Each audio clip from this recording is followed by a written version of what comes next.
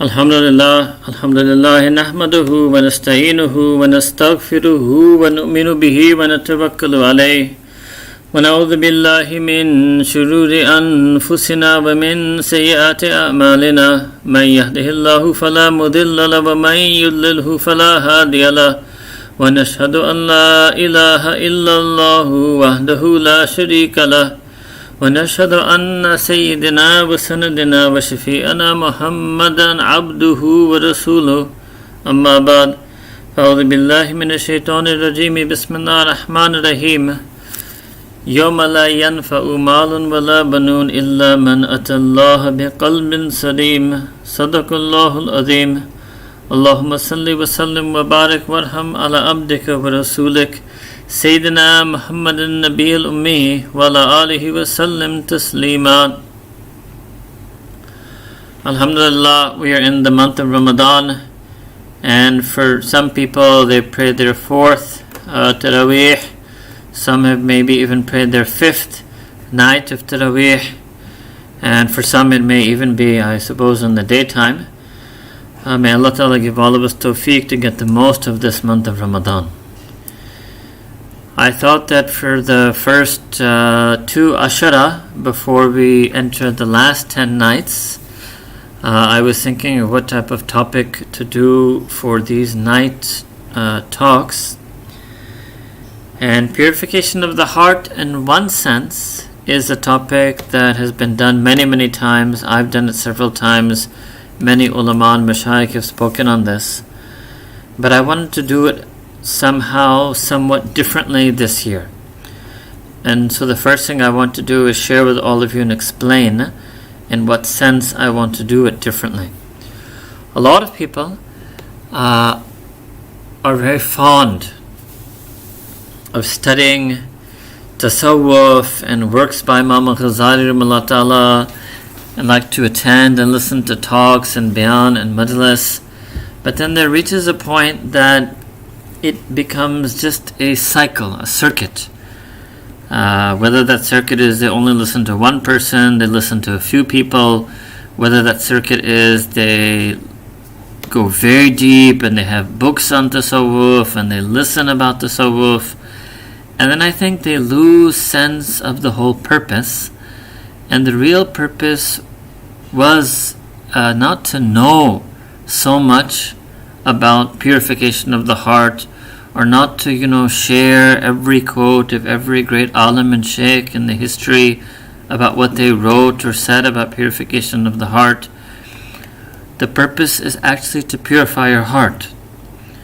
And I think one reason why maybe some people end up in this circuit is because they're not properly grounded in the Quran al-Kareem, and they're not properly literate and aware of the hadith of Sayyidina Rasulullah sallallahu alayhi wasallam.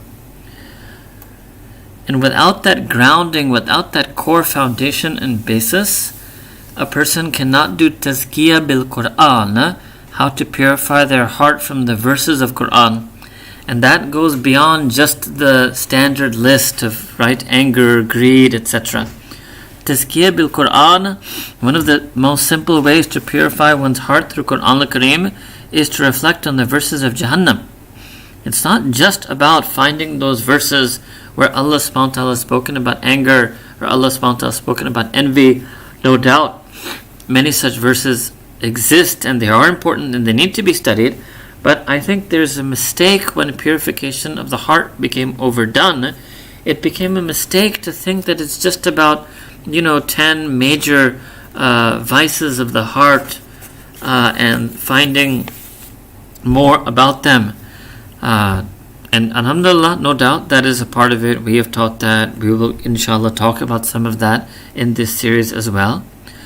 But I wanted to suggest that, for those of us who have already read such books and heard such talks already, unless you're somebody who has absolutely no idea whatsoever, what does my deen say about anger, what does it say about envy, what does it say about love for the world, what does it say about hatred and malice for others, what does it say about unlawful lustful desires, what does deen say about vanity and arrogance and pride.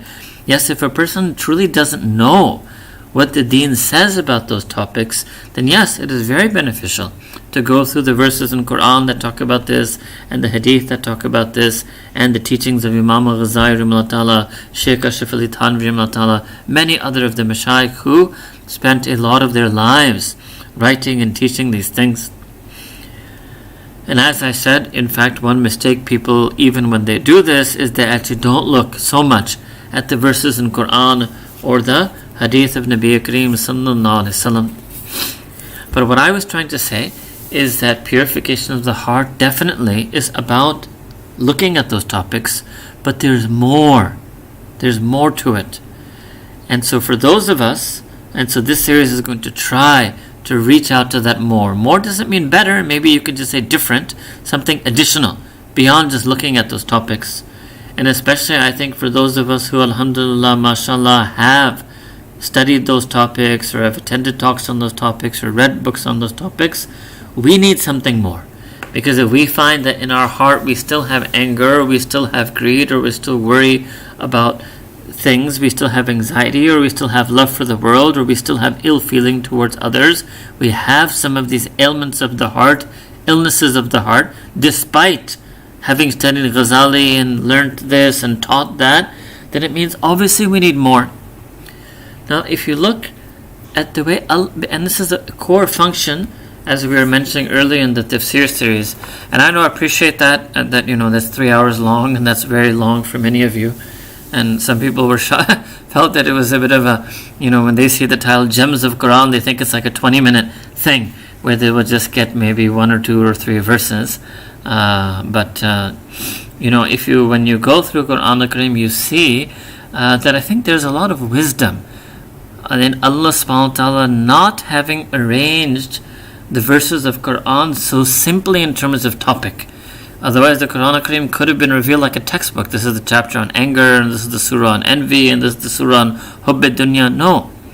Those teachings are scattered throughout, and they are often followed or prefaced by mention of Jannah, mention of fire of Jahannam, mention of Iman, mention of Allah subhanahu wa ta'ala, mention of the azma and majesty of Allah subhanahu wa ta'ala. And we need all of that, really. All of that to make the ayah of anger really hit us and strike us. We need all of that to purify our heart. And so these are just some thoughts I was having in the past few days. And I've thought of a couple of things that maybe we can try to do, inshallah ta'ala, to try to discover this.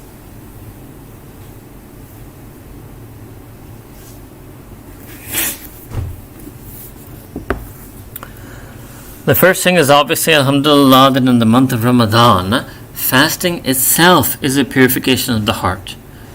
And you won't see that. Again, this is what I'm trying to say, that whenever you look at the table of contents of a book on this topic, or you look at the subjects or subtitles of a series of talks on this topic, you just find the ailments of the heart. So let's focus a bit more on the purification side, and that will make us go deeper into the a'mal and ibadat that we do. So I want to start with 2 things. Probably today I will only be able to do these 2. Fasting, Sawm and Salah. We have to actively try to use our fasts and our Salah to purify our heart. These are major fara'id, major fard ibadat of the. So alhamdulillah, with the karam and fazl of Allah subhanahu wa ta'ala, is the month of Ramadan and we are fasting. So now we have to think, right? And sometimes, maybe some of you have experienced this as well. When you fast and when you increase your ibadah, whether that's tilawah, Quran or zikr, if you pause, for example, if you sit on the musalla for a few minutes after praying Taraweeh, or you sit on the musalla for a few minutes after praying Fajr Salah, or after you've recited however much Quran or Kareem you recited, you still sit there. Those are very good moments for you to reflect. Muhasaba, introspection, self-accounting, self-reckoning, being self-aware, self-examining. And look in your heart and see, not at that moment necessarily, but what do you find in your heart? What do you find in your behavior in the past few months? Look for the anger. Was there any moment I was angry with someone? Was there a person that I maybe spoke to out of anger? Was I short-tempered with someone? Look for the unlawful lust. Look for the greed or love for this world. Look for the moments when we were maybe stingy or miserly. Look for the moments when we had some type of arrogance and vanity. Look for that even in Ramadan. Sometimes what happens to some of us is if Allah Ta'ala only and only because of the karam and fazl, the grace and bounty of Allah subhanahu wa ta'ala, He might enable us to do something in Ramadan. Maybe somebody is going to recite the whole Quran in Ramadan, inshallah. Maybe somebody is praying tahajjud in Ramadan. Maybe, alhamdulillah, somebody is making du'as in Ramadan. And just within 2-3 days, they start thinking something of themselves. Or they start making grandiose plans for what they're going to do in the rest of Ramadan, or what they're going to do even next Ramadan. Allahu Akbar. Even that, what they're going to do next, they haven't even, it's just 3-4 days of this Ramadan has passed, and they're already thinking about how they will outdo themselves. This is another type of vanity and conceit. To try to outdo oneself, whereas realizing that even whatever I may be doing at this moment is not because of my own ability and skill, or my own talent, or my own resolve, or my own strength of iman. Whatever I'm doing right now is only and only because of Allah subhanahu wa ta'ala. So I can beg that Allah subhanahu wa ta'ala give me mazid, but there's no role that I have. I have no agency, I'm not an actor, I have no reality. And this is what happens in our heart. There's all types of things in the heart. And it's, yes, we should read a book on this topic and hear a series of talks on this topic and learn from Imam Ghazali on this topic. But once we've done some of that, we have to now read our heart. This is called muhasaba. We have to look into our heart and see and try to look deep, like with a microscope. Try to search for that rot, that disease, remnants of disease, traces of disease, dormant, latent, right? We're in this medical age, right? Dormant, latent disease. What is there? And you'd be amazed at what you will find. If you read the Purification of Heart book in your own heart, you will find things much more relevant to you than just reading any book necessarily. So we have to search for it, we have to see. Am I impatient with my spouse? Do I harbor ill will, resentment, malice, spite, hatred for someone? Where is it coming from? Why is it there? Why is it not going away? Am I really trying to make it go away? And like I said, one very good time to do muhasabah is after ibadah, after dhikr. To sit there and linger a bit and reflect and ponder and go deep into a person's heart. Sahaba kiram radiyallahu ta'ala anhum ajma'in, their fikr and concern for themselves, there was a reason they stood up late night, spent a lot of the night. I'm not talking about Ramadan, generally throughout the year. Qaniteen, qa'imeen, standing in front of Allah subhanahu wa ta'ala in devotion, in prayer, in humility, in longing. Yes, part of it was love for Allah subhanahu wa ta'ala, and part of it also was this desire to purify themselves from things, feelings, emotions that a person feels when they interact in the dunya. So this brings me to the second thing, which is salah. The salah is the arena for purification of the heart. It's not the classroom, it's not the online dars, it's not just the majlis and suhbah of a shaykh. The musalla and the salah we pray on it is the ultimate arena of purification of the heart. When we turn to Allah subhanahu wa ta'ala in humility, when we turn to Allah subhanahu wa ta'ala in yearning, when we turn to Allah subhanahu wa ta'ala in consciousness, in fear of Allah subhanahu wa ta'ala, this is the feeling of salah khashi'een. That is a wonderful way to purify the heart. Yes, knowledge is one step to know the illnesses, to know the different techniques and cures that Mashaykh have mentioned, but really practically, if we are strong and steadfast in our core ibadat, that is the best cure for the heart. The best cure for the heart.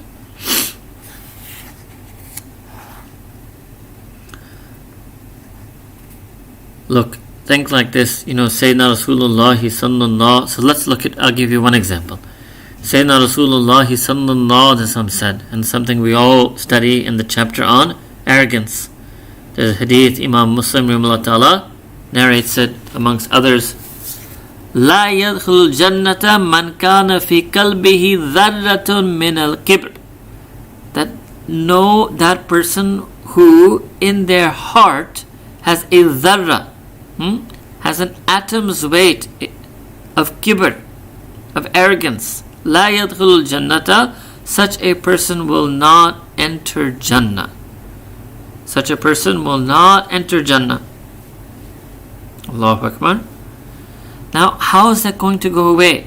Yes, a lot of pride can go away through study, learning, courses, but how is that dharra going to go away? How is that last atom going to go away? How is that latent trace going to go away? That is going to go away by standing in salah. That is going to go away by humbling ourselves in front of Allah subhanahu wa ta'ala. That is going to go away, inshallah, by having more taqwa, having more fear of Allah subhanahu wa ta'ala. It's ajib, it's the dharratun, the tanween is for the slightest atom, the smallest particle of kibr. Now just to explain, right, what the ulama of hadith have commented here, it doesn't mean that such a person will necessarily is going to go to Jahannam. What it means is, number one, Allah Ta'ala could potentially purify that person, right, as we've discussed in the series in Quran, that Allah Ta'ala will do, inshaAllah, tazkiyah. He will purify people on the Day of Judgment through His rahmah, through His mercy, and then admit them into Jannah. Second possibility is, yes, they may have to go into the fire of Jahannam to purify what? Just this dharra, this last trace. Allahu Akbar. So better that we try to figure out a way, at least try and strive to eliminate that trace. The trace. So I want to continue this hadith since I've opened it up and just comment on the rest of it. Qila. So there was someone who said to the Prophet sallallahu alaihi wasallam, one of the companions, Sahaba, but his name has not been mentioned by the narrator. The narrator is Ibn Masud, Abdullah ibn Masud radiyallahu ta'ala anhu. So Qila, one of the companions, it was said to the Prophet sallallahu alaihi wasallam, Inna rajulu yuhibbu an yakuna thobuhu hasana, that a person loves that their clothing should be beautiful. Wanelo hasana, and that their shoes should be beautiful. And it's interesting, because a lot of us, I think we also have these Western images of the Arabian desert, and all of us think of Sahaba in the way that people depict, desert Arabian Bedouin nomads. So look at this hadith, right? One Sahabi is saying that a person loves for their clothing to be hasan, to be beautiful, and even their shoes to be beautiful. Maybe you can, even if it's sandals, but still. Alright? Qala sallallahu alaihi wasallam, Sayyidina Rasulullah sallallahu alaihi wasallam replied to him. Number one, Inna Allah jamilun yuhibbul jamal. Allah subhanahu wa ta'ala Himself is beautiful, and Allah Ta'ala loves beauty. Right? So now this is a beautiful thing. I just come, since I have this city, it's not necessarily, not everything and necessarily has to be about, it's going to be about purification of the heart, but when you open the hadith, you just want to explain the rest of it. So this is a beautiful way of replying. And what's meant here, what Sayyidina Rasulullah sallallahu alaihi wasallam meant, is that person who that Sahabi is talking about, or maybe is talking about himself, Allahu alam, who likes to have beautiful clothing and likes to have beautiful footwear, that's not coming from that person themselves. That's coming because they're a creation of Allah Ta'ala, who is a being who himself is Jameel, and he loves Jamal. He himself is Jameel, like Alim. He is the being of immense, infinite beauty incarnate itself, the very definition of beauty. Inna Allah Jamilun. And Yuhibbul Jamal, he loves any beauty wherever it may be found. And obviously what Rasulullah sallallahu alaihi wasallam also meant was that this is not kibr.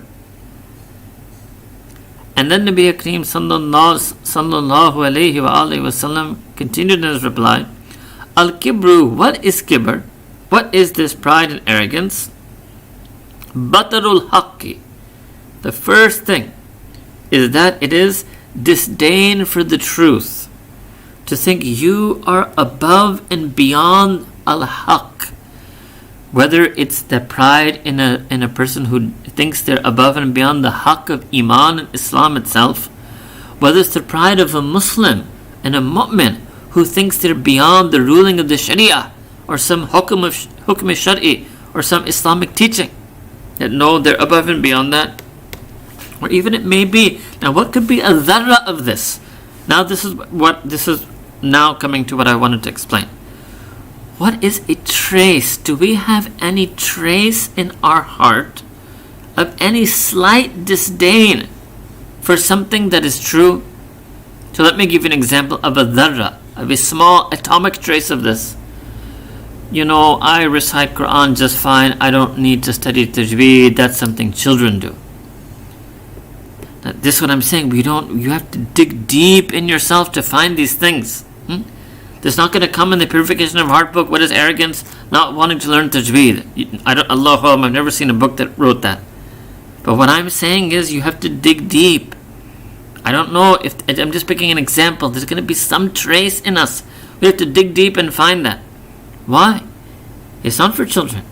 If I need to improve my tajweed, I have to learn it. It's al-haq.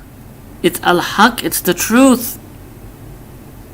Or I can't use miswak because I'm, a person who's enlightened, uses a toothbrush and toothpaste. But the vast majority of us use a toothbrush and toothpaste and miswak, right? I mean, the vast majority of people who use miswak, put it that way, also use toothbrush and toothpaste, right? Or, again, I'm telling you dharra. I'm not saying that these are the greatest forms of arrogance. But what was the hadith that Nabi Kareem sallallahu alaihi wasallam told us? What is the hadith guiding us to search for? We have to find those atomic traces in our heart. What could be another thing? I don't want to go there because so-and-so will be there. And I don't want, I'm too, good to be in their company. Allahu Akbar Kabira. We should search for this. Is there any way, is there anything that we feel slight disdain for, we feel slight distance for? And then Nabi Kareem said, to finish the hadith, Sayyidina Rasulullah sallallahu alaihi wasallam said, Al-kibru batarul haqqi. That what is kibr? Kibr means to have disdain for the truth, and ghamtun nas. Wa ghamtun nas. What is ghamt? Ghamt with ta, ghamt. Ghamt means to have, like you can say, contempt for people. Allahu Akbar. Contempt for people. So anyone that you kind of look down upon, is there anyone that you notice their flaws and you have contempt for them because of that? You say, oh yeah, I can tell they're showing off. Oh yeah, I can tell they think there's something. Oh, I can tell they don't treat their workers well. Or I can tell they have an ego. Okay, maybe you can tell these things and maybe you might even be correct. But is that leading to a dharra? Again, is there a dharra, an atom of ghamt in your heart for them? Oh, not la. Now go back to the start of the hadith. La yadkhulul jannah. Such a person will not go to Jannah. Allahu Akbar Kabira. They may have done all the courses and all the durus and all the halakas and all the majalis and all the suhbah. They have that dharra there. And why is the dharra still there? Because they never did the muhasabah.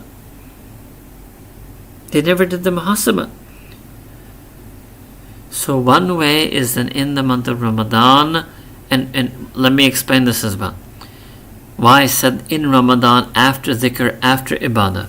So this, to find these dharat, to find these atomic traces in your heart, it requires something called firasa. It requires a basira. It requires an insight. It requires Allah Ta'ala to open it up for you.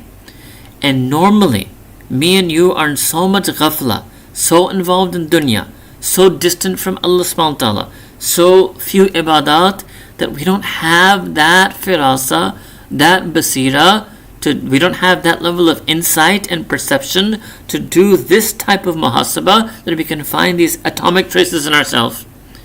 But alhamdulillah, in the month of Ramadan, due to the barakah of fasting, the barakah of Sawm, then due to the barakah of alhamdulillah, all of us inshallah, stay away from sins in this month of Ramadan. Then inshallah, due to the barakah of what? The fact that we increase in our ibadat in this month of Ramadan, it's different. Our perception, our insight about ourselves, about ourselves, about our deen, our iman, our amal, our akhlaq, is much greater. Just think we have a heightened awareness and sensitivity to our ruh in this month. We have a heightened awareness and sensitivity to our qalb, to our spiritual heart in this month. So because of this, because of la'allakum tattaqun happening, so we should use that heightened awareness and sensitivity to search for these dharrat, to search for these atomic traces. And that's, when I continue on this hadith, because no doubt the hadith is specifically about kibr, but it's also an ishara. The not entering Jannah part will just be about kibr. We cannot extend that by way of analogy. But what we can extend by way of analogy is the word dharra, that just like that illnesses of the heart, such as kibr, so go back to the table of contents of the Purification of Heart books, all the other illnesses of the heart may also be present in just dharra trace form. Okay? And I will come to that. Maybe not tonight, but inshallah in this series.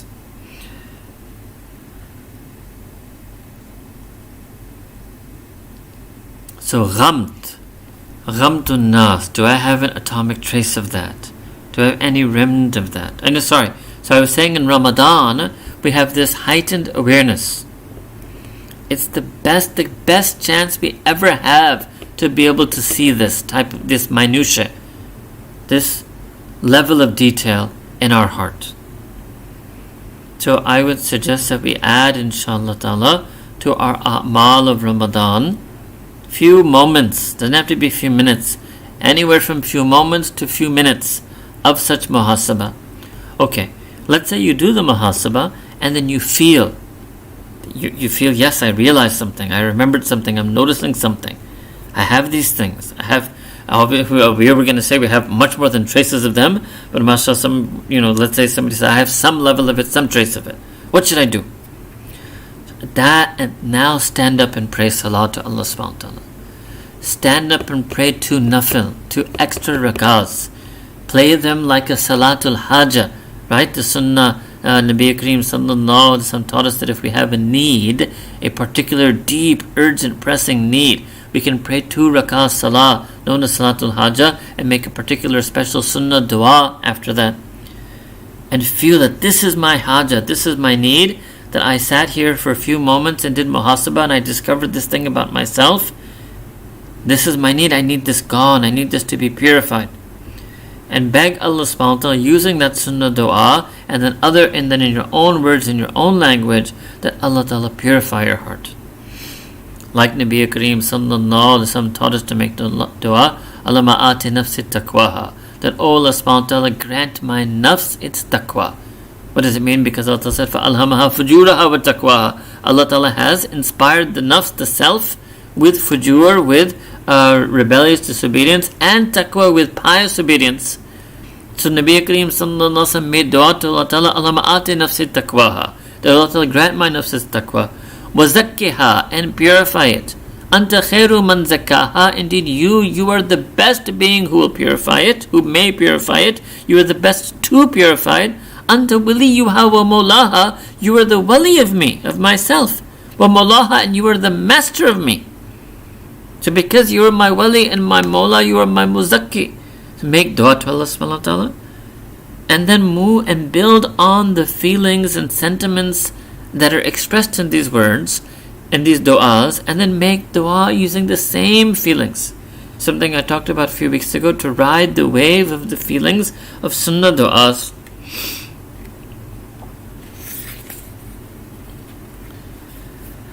Now, if you, just to go back a little bit to this hadith, if you look at this, the two ways that Sayyidina Rasulullah sallallahu alaihi wasallam mentioned about kibr. One is the disdain for al-haq, and second is the contempt for people. So this type of kibr obviously means, number one, that there must be a haq, and there is. That is all of deen of Islam. And number two, there must be some people in our life that we interact with. So we should, if we're searching for this, we should think of our relationships. Do I have any slightest amount, dharra, of contempt for anyone in my family, anyone in my friends, anyone in my circle of interaction, anyone in my present, anyone in my past? And if that is so, then we should make dua to Allah subhanahu wa ta'ala to remove that feeling from our heart,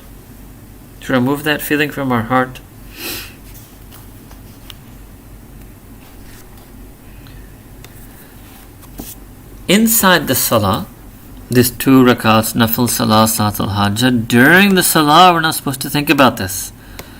So that's another thing, that when we do muhasabah and we have a realization, okay, let's say Allah Ta'ala blesses us with a realization, that realization itself is also not to be glorified, or that we focus on that, or we share that with someone, oh, I had this realization. No.